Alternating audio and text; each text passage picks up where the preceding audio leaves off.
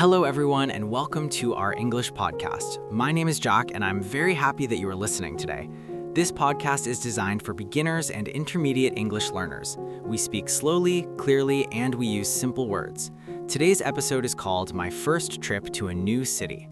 We will talk about airports, hotels, food, and meeting new people. These are very common travel topics, and they are great for learning English. Today, I'm here with my friend Emily. Welcome, Emily. Hi, Jack. Hello, everyone. I'm very happy to be here. I love traveling, and today I'll share a story about my first trip to a new city. Thank you, Emily. Before we start, we want to remind our listeners that traveling is a wonderful experience, especially when you practice your English. In this episode, we will use simple vocabulary. If you are learning English, you can repeat after us, and you can pause the podcast if you need to think. Now, let's begin our journey. Emily, can you tell us why you decided to travel to a new city for the first time? Of course. It was about a year ago. I was living in my hometown, and I felt like I needed a new experience. I wanted to see new places, meet new people, and practice my English. I was also interested in learning about different cultures. I thought traveling to a new city would help me grow as a person. That's a great reason. I think many people want to travel for the same reason. They want to see the world and learn something new. Were you excited? Yes, I was excited, but I was also a little nervous. I had never traveled alone before.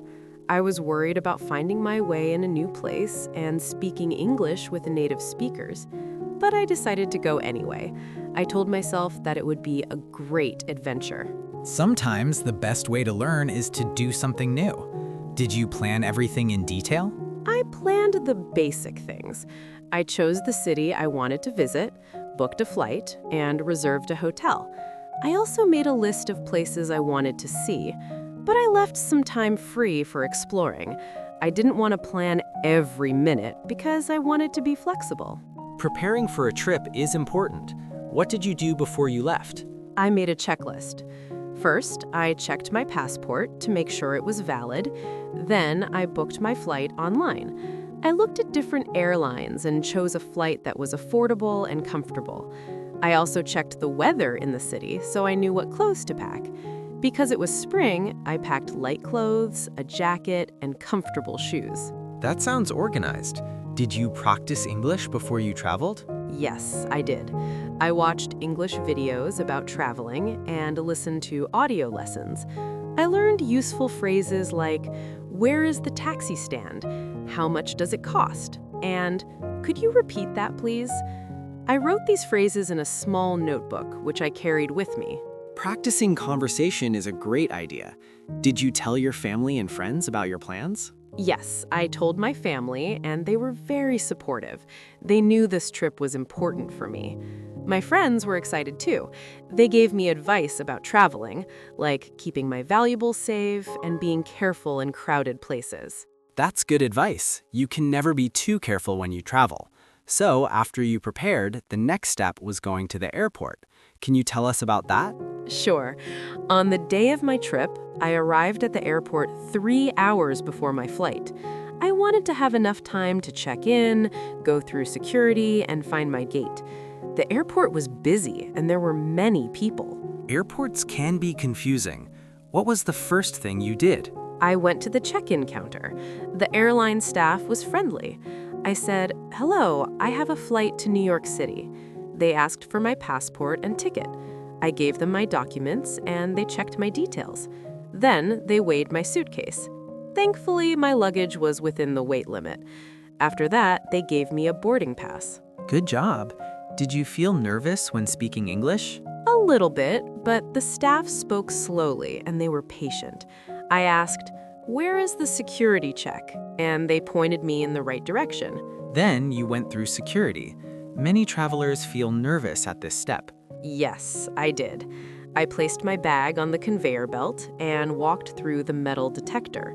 The security officer said, "Please remove your jacket and shoes." I did what he said. I also put my phone and keys in a tray. Everything went smoothly, and I collected my belongings on the other side. After security, did you have time to relax? Yes, I looked at the flight information screens to find my gate number. Then I followed the signs to the gate. On the way, I bought a bottle of water and a sandwich. At the gate, I sat down and waited. I listened to music and watched people. It was interesting to see travelers from different countries. Waiting at the gate can be a good time to practice listening. You can hear announcements in English.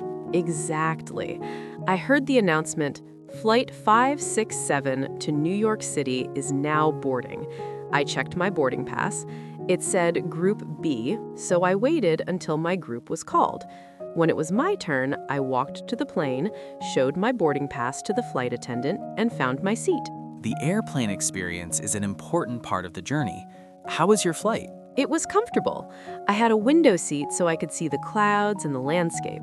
When I found my seat, I greeted the person next to me. I said, "Hello, my name is Emily." He smiled and introduced himself. We talked for a few minutes about our travel plans. He was traveling for work. That's nice. Talking to other passengers is a good way to practice English. Yes, but I also wanted to rest. The flight was about 6 hours. After takeoff, the flight attendants served drinks and snacks. I asked for water and a small pack of biscuits. Then I watched a movie on the screen in front of me. The movie had English subtitles, so it helped me understand the dialogue. Did you sleep? I tried, but I was too excited. I looked out the window and listened to music. I also reviewed my travel plan and wrote a few notes in my notebook.